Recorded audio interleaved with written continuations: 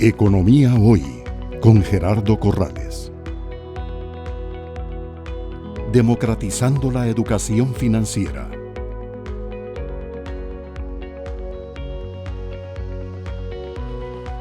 Voy a tratar de desarrollar este tema de la siguiente manera. Voy a hablar de algunas tendencias cualitativas que se están dando en el mundo y que afectan la operación de todas las empresas, tanto sector privado, sector público. La semana pasada el Fondo Monetario Internacional y el Banco Mundial tuvieron su reunión de revisión de perspectivas económicas. Voy a hacer un resumen de eso, del entorno global, para después caer a la parte costarricense, hablando un poco del sector de actividad económica, el sector real, qué es lo que está pasando en nuestra economía sectorialmente, dando énfasis al tema de las zonas francas y al tema del sector constructivo. Voy a hablar un poquito del tema del empleo, que es uno de los grandes retos a propósito de la implementación de la inteligencia artificial, que está haciendo que las compañías sean más productivas y que necesiten menos manos de obra. Entonces hay un reto desde el punto de vista de los objetivos de la ley de incentivo de la inversión extranjera directa en el país, que era: yo le exonero los impuestos, pero si usted me genera empleo. Y lo cierto es que los números de zonas francas en cuanto a generación de empleo este año son flacos. Veníamos creando empleos netos en el orden de los 22,000 empleos anuales, 2021, 2022. En el 2023 se cayó eso a 5,000 empleos netos y ahora pues estamos a la expectativa de la publicación de las cifras de este año, que parecen no estar bien, a pesar de todos los anuncios que se hacen de nuevos parques de zonas francas, sobre todo en zonas rurales. Voy a referirme rápidamente, porque hay que hacerlo, a la encuesta nacional de hogares, que como ustedes saben se publicó recientemente y que nos da una buena noticia, que en el país hay 200,000 personas que salieron del nivel de pobreza. Eso significa que hay gente adicional, 200,000 personas, cuyo ingreso mensual por persona supera la barrera de los 120,000 colones, que es el límite para cubrir el mínimo de necesidades monetarias y no monetarias. Y dentro de esos 200,000 personas, menos, hay 85,000 personas que salen de la pobreza extrema, que es cuando el ingreso per cápita supera el límite de 60,000 colones mensuales, que es el costo de la canasta básica alimentaria. Enfatizo estos números porque a veces uno pierde la dimensión, sobre todo ustedes en posiciones de privilegio, muy bien pagadas, y para este grupo de personas 1,000 colones diarios pueden marcar la gran diferencia en cuanto a llevar un tercer plato a la mesa o no. Tengo que hablar de los grandes macroprecios, la inflación, las tasas de interés, el tipo de cambio, y cierro con la preocupación de Nogui Acosta, cuyas cifras fiscales no están nada halagüeñas, y entonces ya le está sacando la punta del lápiz para ver de dónde saca más impuestos. Ya está hablando de impuesto al SIMPE móvil, ¿verdad? Ya está hablando de impuestos ambientales, impuestos para pagarle la deuda que tiene con la Caja del Seguro Social, y ahora está trabajándose un equipo muy fuertemente en el impuesto a ustedes del 15% global, que definitivamente yo creo que es un hecho que se nos viene encima esa discusión, porque a nivel mundial ya, como saben, la OCDE está implementando y presionando, y por otro lado hay hambre de impuestos en esta gestión. Eso es más o menos el resumen de mi presentación. Bueno, arranco con esto, tal vez no nos damos cuenta, pero definitivamente nosotros estamos hoy en un mundo nuevo, en un mundo diferente, en un mundo en donde aunque usted haya sido exitoso en el pasado, nada le garantiza en este entorno cambiante de la cuarta revolución tecnológica que el éxito pasado tenga alguna influencia en el éxito futuro. Es un mundo por el momento híbrido, en donde convive todavía el mundo físico y el mundo virtual, pero cada vez más nos movemos hacia la automatización, hacia la digitalización, hacia la virtualización de los negocios, y en el mundo se está trabajando aceleradamente en estos elementos, y yo soy uno que le tengo miedo, pavor a el uso no legal de la inteligencia artificial. Hace aproximadamente 3 meses, en el mundo en que yo me desenvuelvo, que es el mundo financiero, un alto ejecutivo de un banco en Hong Kong fue estafado transfiriendo $25 millones, recibió un correo, sospechó, creyó que era un ataque cibernético, pero después recibió una videoconferencia y eran las imágenes de sus jefes, las voces de sus jefes que le daban instrucciones de transferir $25 millones, y de ahí son esos, y hizo la transacción y todo era simulado, todo era a través de estas nuevas herramientas, digamos, de artificios tecnológicos que simulan voz y que simulan imagen.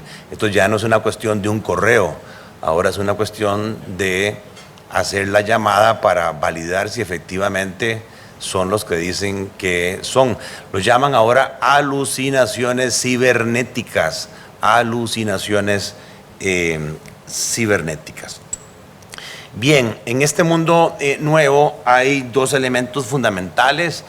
Uno es el cambio en la estructura generacional del mundo, y en el caso particular nuestro de Costa Rica. En Costa Rica ya el 60% de los 5.1 millones de habitantes nacieron después del año 1980.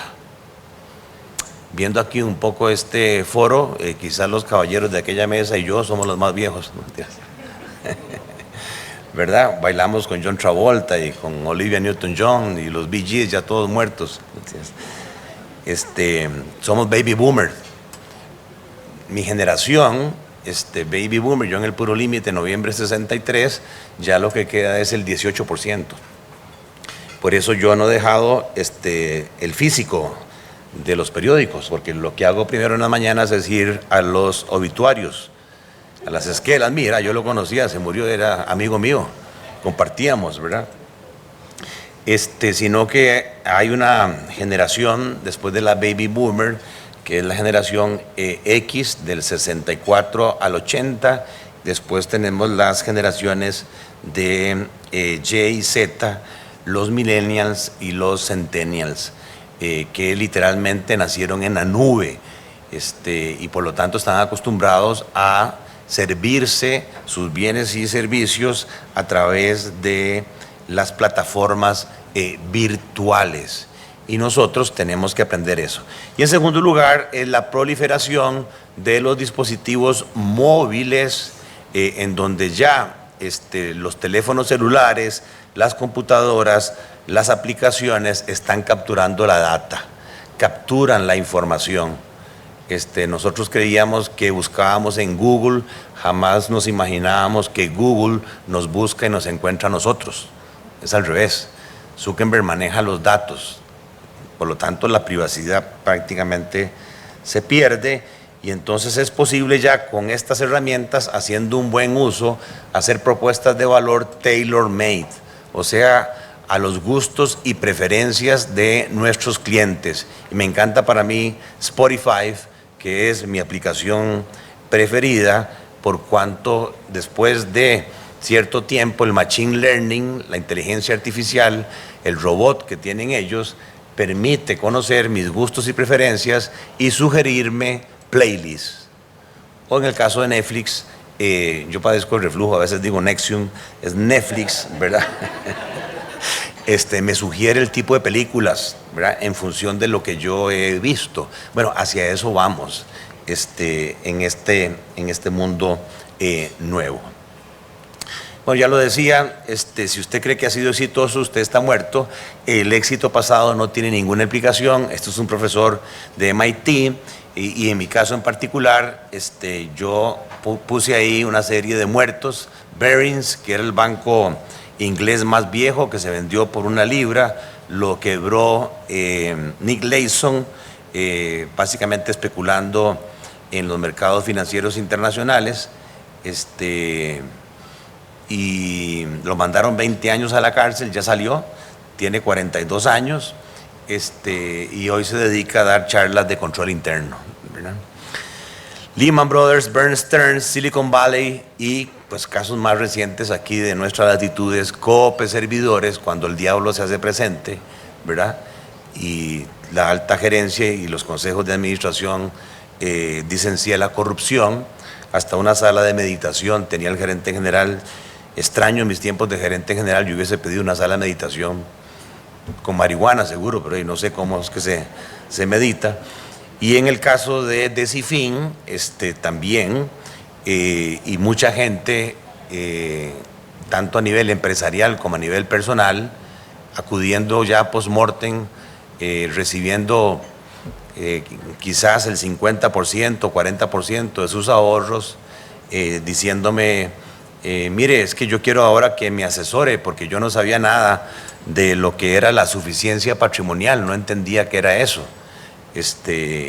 Y puse mi plata ahí sin saber por la tasa de interés o por otros atractivos y al final perdí. Bien. Para mí el enfoque fundamental sigue siendo uno y es tener en el corazón de nuestros negocios el cliente hacia arriba. En función de eso yo origino negocios pensando ojalá en que todas mis fuerzas de ventas y que todo mi personal vea en la frente de los clientes el ROA. ¿Cuánto me deja este cliente de margen? ¿Cuánto me deja este cliente en volumen? ¿Cuánto me está generando en comisiones? En mi tiempo, si un cliente no nos daba en la frente un ROA de un 1,5%, 2%, estamos perdiendo el tiempo. Multiplicado por un apalancamiento de 10, el ROE, Return on Equity, que buscábamos, porque Carlos Pelas me decía, mira, y tenía en ese tiempo 52 años, a mi edad, Gerardo, la única cosa que me excita es un ROE en dólares del 25% o más. Entonces, ve a ver qué haces, ¿verdad? Pero yo necesito ese ROE. En función de eso, nosotros segmentamos, ante Dios todos somos iguales, pero en negocios hay algunos que son más iguales que otros, requerimos entender sus necesidades, trabajar en el diseño de propuestas de valor a la medida, luego pensar en los mecanismos de distribución y cómo promover, ¿verdad?, esos productos. Al lado derecho, productividad. Ese es el nombre del juego para mi futuro, productividad. La productividad nosotros los economistas la entendemos como producir lo mismo, pero con menos recursos, a propósito de la robotización o la automatización, o con los mismos recursos producir más. Ese es el nombre del juego, eficiencia en las operaciones. Operating expenses related to total income. ¿Qué porcentaje de mis ingresos se está yendo en los gastos operativos? Y del lado izquierdo, el elemento riesgo. Lo único seguro en esta vida, señores, es la muerte y los impuestos. La muerte y los impuestos. Y por lo tanto nuestra función es clasificar los riesgos en familias, ya sea de no pago, riesgos de crédito. Nunca le presten a jugadores de fútbol, nunca le presten a religiosos, mucho menos a políticos. Todos son mala paga, se los digo por 30 años de experiencia dando crédito. Riesgos de mercado, tipos de cambio, tasas de interés, volatilidades de precio y riesgos operativos. La operación del negocio, la continuidad del negocio. ¿Qué pasa si nos hackean el sistema? ¿Cuál es el plan de continuidad de negocio? ¿Cuál es el plan de manejo de crisis que tenemos? Y las crisis nunca avisan, caen de repente. Bueno, ¿cómo operaríamos nosotros si no tenemos el sistema de facturación? Porque unos hackers rusos se metieron al sistema y saben dónde nos duele más y no podemos facturar y no podemos vender. ¿Qué hacemos? ¿Verdad? ¿Cuál es la alternativa en ese sentido? Los riesgos legales, ¿verdad? Los riesgos de continuidad de negocio y todo esto dentro de un marco de compliance. Hay que ser buen ciudadano corporativo, tener valores, operar íntegramente. Lamentablemente los fraudes, se demuestra de acuerdo con los datos recientes que la mayor cantidad de estafas en las empresas lamentablemente viene de colaboradores propios de la compañía, ya sea que participaron en el proceso o ya sea porque suministraron información clave para la estafa o el delito respectivo. Entonces, antes de entrar en números macroeconómicos, yo siempre les digo que hay que gestionar los negocios con la fórmula de DuPont. La fórmula de DuPont nos dice que la utilidad respecto al patrimonio, que es el rendimiento sobre el patrimonio, sobre el equity, es el resultado de tres factores: la eficiencia, la eficacia y el apalancamiento. La eficiencia la medimos como el margen neto, qué porcentaje de las ventas o de los ingresos nos queda como utilidad neta, ahí están los costos. Es también resultado de la eficacia con la inversión que tenemos en el negocio, qué tanta capacidad de generación de ventas o ingresos tenemos. Y por último, utilizar la plata de terceros inteligentemente, en primer lugar la de los proveedores que no tiene costo financiero y en segundo lugar la de los acreedores normalmente bancarios. Ya pues esto es aprendizaje de clase, el apalancamiento es un arma de doble filo. Si nosotros le podemos sacar un rendimiento mayor al costo de capital, pues ese apalancamiento nos empuja al crecimiento, nos apalanca. Pero si por alguna razón no logramos sacarle un rendimiento superior al costo de esos fondos, el apalancamiento se puede convertir en un arma letal que nos destruye valor, nos genera pérdidas y eventualmente se come el patrimonio. La maravilla de esta fórmula es que, si lo ven ahí, tiene X. Esos tres factores se multiplican. O sea, si nosotros logramos mejorar la eficiencia de nuestro negocio un 1% o la eficacia o el apalancamiento, el impacto en la rentabilidad es más que proporcional, porque no es aditivo, no es suma de los tres factores, es multiplicativo. Y entonces ahí surgen los pilares de nuestra operación. Si hablamos de eficiencia, pues tenemos que pensar en el control de los gastos. Vean los gastos como su enemigo número uno. Los gastos tratan de aniquilar el negocio. Normalmente cuando uno habla del ejercicio de presupuesto, todos los colaboradores son estrellas en presupuestar gastos, ¿verdad? Pero muy pocos presupuestan ingresos o market share, ¿verdad? Productividad, economías de escala, participación de mercado, automatización, acceso directo del cliente, omnicanal y facilidades de acceso. En cuanto a elementos que nos pueden ayudar a mejorar la eficacia, la venta cruzada, cross-selling, ojalá que un mismo cliente maneje con nosotros 3, 4, 5 productos. Cuesta más ir a traer un cliente nuevo que profundizar en la base de datos de clientes ya existente. La innovación, a mí no me gusta hablar en términos negativos. En mis tiempos de back yo hablaba de sí se puede innovar. No pensando en que somos el nuevo Bill Gates, ¿verdad? O Steve Jobs, pero con solo un cambio en un procedimiento, con solo eliminar mucha reportería, mucho papel, la compañía gana en términos de innovación y el cliente así lo percibe. Control y efectividad de las fuerzas de ventas, uso efectivo del tiempo, minimizar la enfermedad que hay de reunionitis en las compañías, reuniones, tiempo que se gasta en reuniones, y al final pues lo que se produce es muy poco, campañas digitales, y ya hablábamos de la segmentación y las propuestas de valor tailor-made.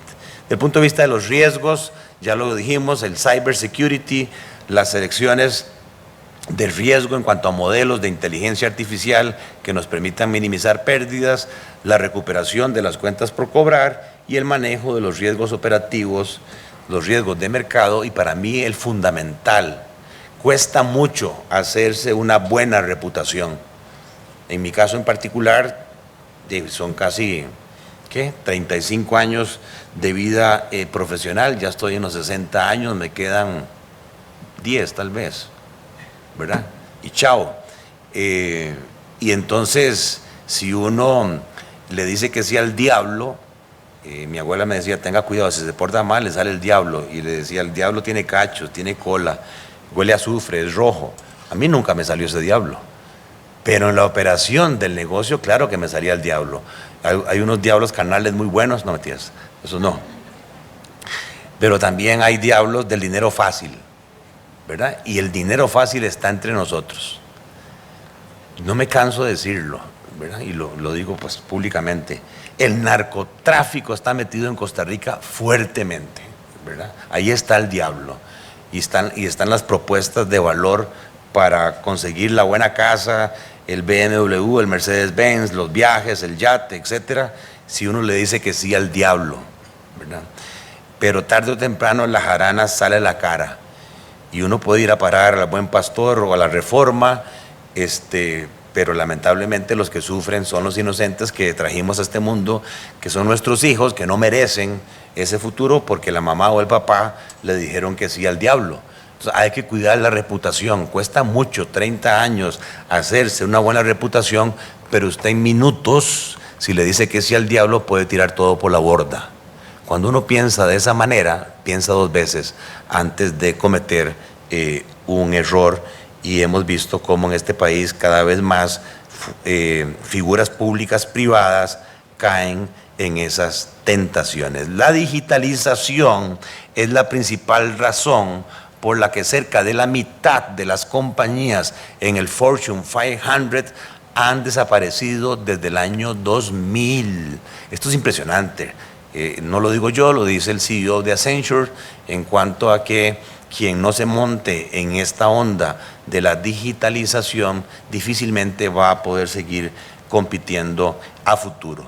Y si no me creen, pues ahí están 3 fotografías, 3 momentos diferentes, año 1917, 67 y 2023, las principales top 10 compañías de valor de cotización en bolsa. Vean cómo se pasa de temas de acero, petróleo, ¿verdad?, combustibles, a una situación ya de datos, manejo de redes sociales, e-commerce, tecnología. Por allá abajo aparece ya los autos eléctricos, temas de energía, Nvidia, a propósito de los microchips y la fabricación de microchips. Y vean que no aparece en esa lista ningún banco, lo que aparece es Visa como medios de pago, y a la par están los valores de mercado o valores de capitalización. En el centro, a propósito, en el tercer lugar en el año 1967, en cuanto a mayor valor, 177 billones de dólares, tiraron todo por la borda. La junta directiva no quiso adoptar la transformación de las cámaras fotográficas y los rollos y cintas fotográficas por cámaras digitales. El caso de Kodak, ya muy conocidos por todos nosotros, que prácticamente desapareció. Bien, dicho eso, es un preámbulo desde el punto de vista cualitativo, de que el entorno cualitativo es otro, que vivimos en un mundo diferente y que la digitalización es ya un hecho, es un dato, es un must. Ahora, la implementación de eso en nuestros negocios es una decisión de ustedes y de sus juntas directivas. Tiene que venir del más alto nivel. Y lo otro que quiero transmitir, la inteligencia artificial no es una amenaza. La amenaza es que la competencia empiece a implementar más rápido que ustedes la inteligencia artificial o estas tecnologías disruptivas. Quiero compartir un video de 2 minutos, por favor pónganle en atención, esto salió la semana pasada, es un video del Fondo Monetario Internacional sobre qué está pasando a nivel económico en el mundo, qué prevén ellos en cuanto a tasas de crecimiento reales. Los números que vamos a ver ahí son tasas de crecimiento reales, o sea, no incluyen inflación, son puros crecimientos de volúmenes, cajas, metros cuadrados, kilowatts hora, ¿verdad? Volúmenes de producción. Por regiones geográficas, piensen en nuestros mercados principales, Estados Unidos, Europa, Centroamérica, ¿verdad? Y luego pues van a hablar también ahí rápidamente de cuáles son los principales riesgos. Todo lo que yo voy a mostrar hoy tiene una famosa frase que usamos los economistas, ceteris paribus. O sea, todo lo que voy a decir es suponiendo que todo se mantiene igual a como estamos hoy. Porque si la lucha frontal entre los musulmanes y judíos se amplía y entramos a una tercera guerra mundial, nada de lo que yo voy a decir hoy tiene validez. Empezando por el disparo del precio del petróleo, cuya factura petrolera nuestra son más o menos 3.000 millones de dólares al año, que Recope necesita importar, porque nuestro parque automotor, a pesar de los eléctricos, sigue siendo totalmente de combustión. Bueno, si ese precio del petróleo que ha estado estable, más o menos en $70, después de estar en $120, si se dispara el precio del petróleo, aquí hay crisis económica, tasas de interés altas, tipo de cambio volado, desempleo u otros, y eso sería otro entorno diferente al que yo voy a plantear.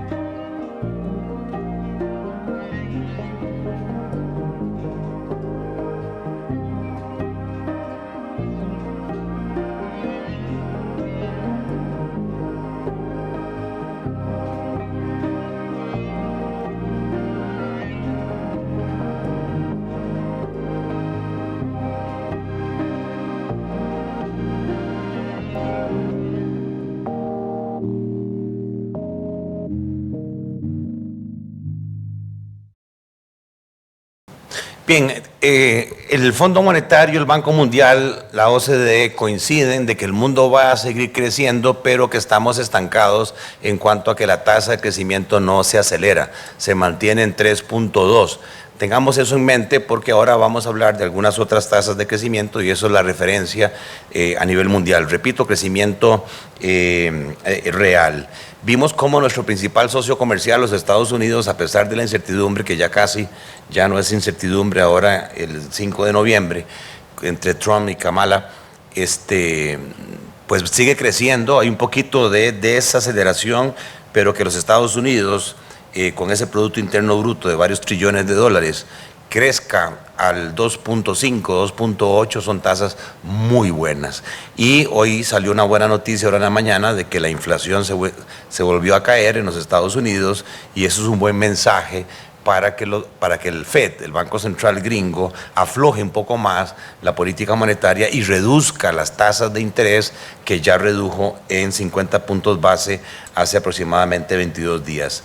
Vemos cómo en el caso de la zona del euro hay una recuperación importante.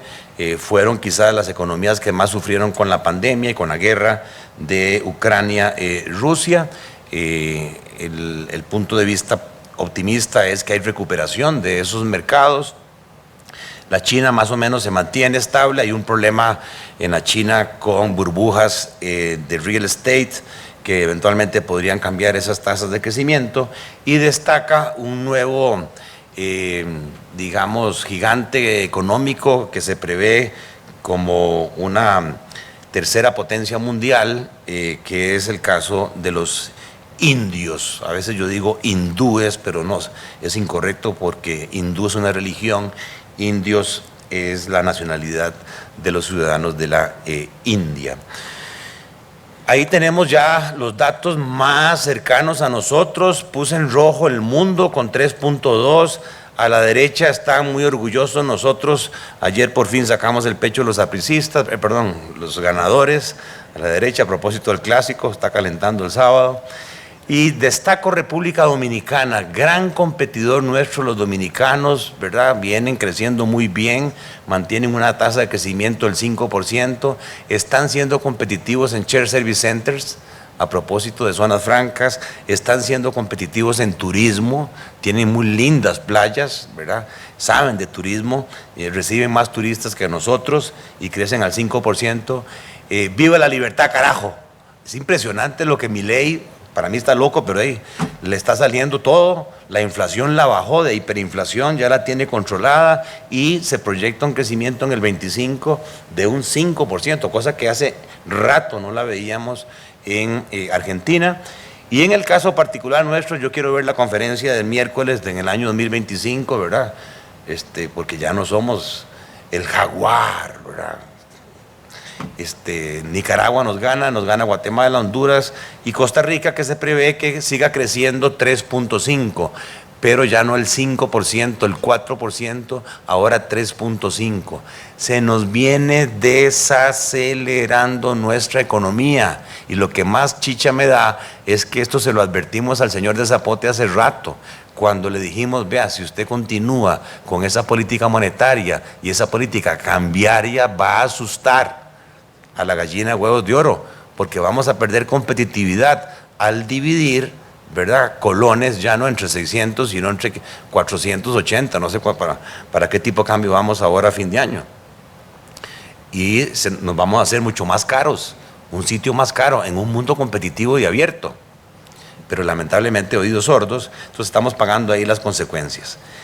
Bien, la Reserva Federal no solamente bajó las tasas de interés en 50 puntos base, sino que nos anunció 2 nuevos ajustes a la baja de aquí a fin de año.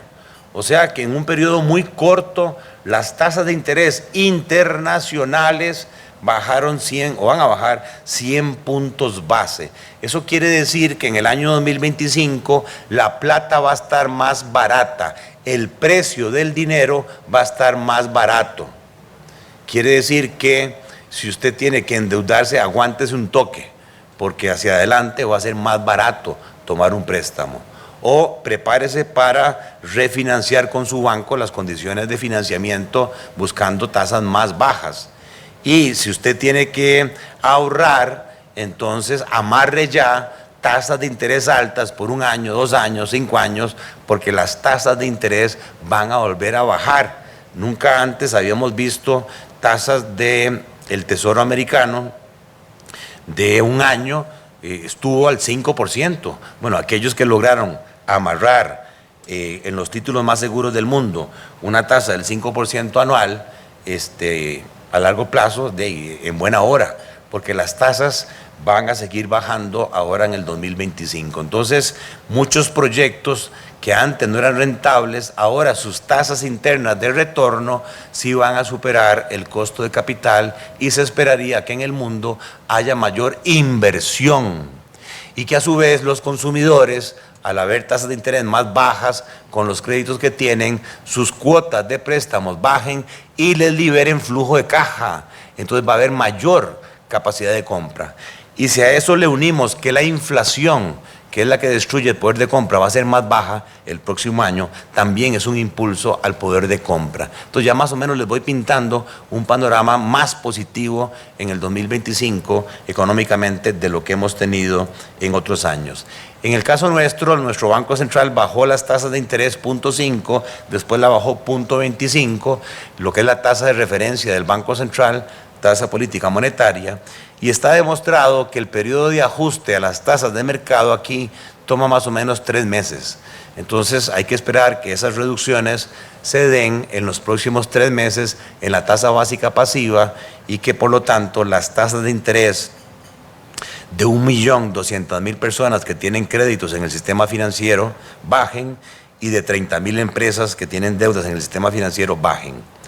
No se sabe cuántos de los costarricenses tienen deudas con los almacenes de línea blanca, no se sabe cuántos tienen deuda con los intermediarios informales, llámese Instacredit, Beto Te Presta, o lo que es peor, ojalá que ustedes no caigan en eso, el gota a gota colombiano, ¿verdad? Pero lo que sí es importante es que el costo del dinero va a estar más barato.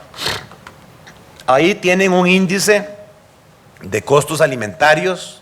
Es una canasta que incluye cereales, aceites, lácteos, carnes, azúcar, derivados, que calcula la FAO. Es un índice que calcularon el valor de esa canasta en el 2014 y supusieron que ahí valía 100. Y empezaron a medir el valor después del 2014. Vean que del 2014, antes de la pandemia, 2019, 2020, los alimentos bajaban de precio. Con la pandemia se dispararon a 144 el índice. O sea que en un periodo de 2 años la inflación alimentaria subió 52% en 2 años, en dólares. Que levante la mano los que están aquí, quienes han recibido un aumento de salario en los últimos 2 años, que no sean ministros o viceministros, de un 52%. Muy pocos, ¿verdad? ¿Qué quiere decir eso? Bueno, que la pandemia empobreció al mundo.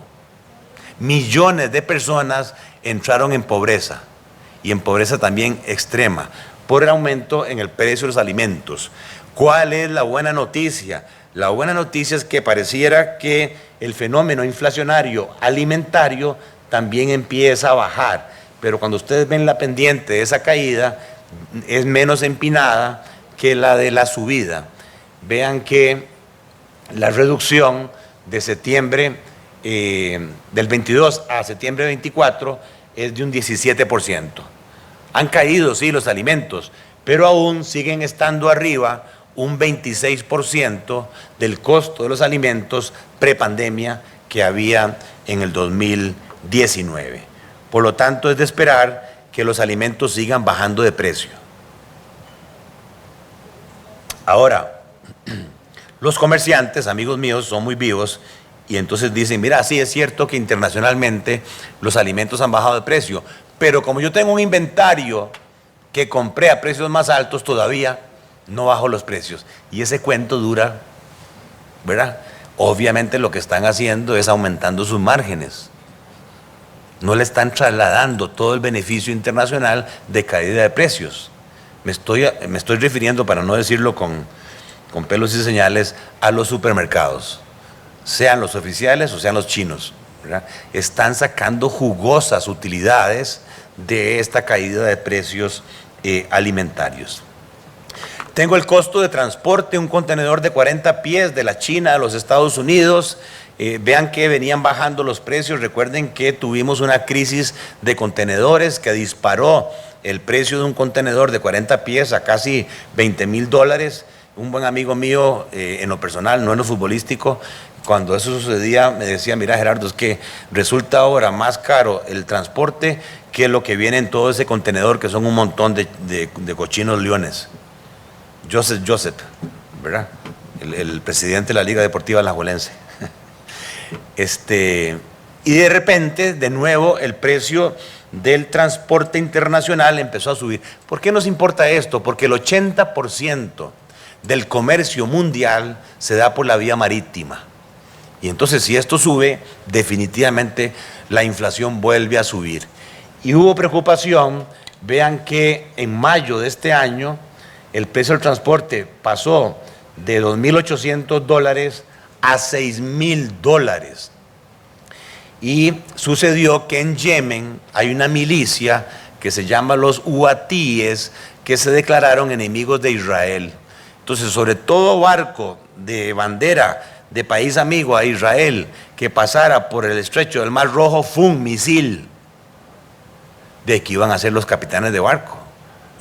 Jamás iban a aventurar a que les cayera un misil. Entonces se iban por la ruta más larga, el estrecho hacia abajo, y por lo tanto los costos más altos. Hasta que ahí sí los Estados Unidos y Gran Bretaña también empezaron a bombardear con misiles a los huatíes, y eso ha hecho que de nuevo se estabilicen los precios, que si bien es cierto, 3.200, que es el precio actual, está un 70% abajo del pico de $10.000, todavía estamos un 126% arriba del promedio que había en el 2019, que eran $1.420. Vean todavía el margen que las navieras, o sea, es que usted ve los estados financieros de las navieras, es una vulgaridad, son obscenos. Las utilidades extraordinarias que hicieron a costas nuestras al tener que pagar costos más altos. Bueno, la buena noticia es que esos costos también están bajando. Y aquí tengo el precio del petróleo, un barril de petróleo. Para nosotros este precio juega a la inversa. Cuando sube el precio del petróleo, como no exportamos petróleo, sufrimos, pagamos más costos de bienes importados, aumenta la inflación, aumentan las tasas de interés, y vean que más o menos de junio del 2022 a hoy, el precio del petróleo ha bajado un 44%. Entonces, ¿por qué nuestro país tiene inflación negativa, sin ser muy economista? Porque el precio del petróleo bajó 44% y en ese mismo periodo el tipo de cambio nuestro se apreció 30%. Imagínense, ya cualquiera se sienta ahí en zapote y es el rey de la inflación mundial con estas dos fuerzas, ¿verdad? Y yo creí que con el ataque de misiles entre Israel e Irán, el precio del petróleo se iba a disparar.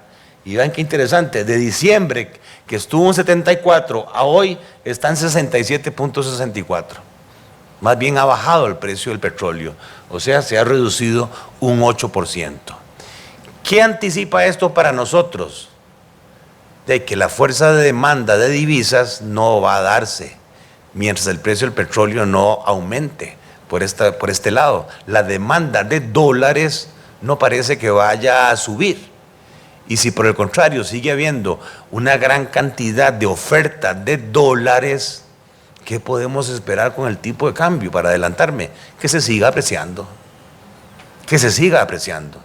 Y entonces, si ayer cerró el de compra en 509, es muy probable que a ese ritmo, de aquí a diciembre, estemos en 498, 490, si es que el Banco Central no interviene aumentando la compra de esos dólares. Más peor, porque vienen los meses de mayor afluencia de dólares por aguinaldos y pago impuestos. Entonces, si usted tiene dólares, véndalos ya. O si tiene que comprar dólares, aguántese, porque van a estar más baratos de aquí a diciembre. Economía Hoy, con Gerardo Corrales. Democratizando la educación financiera.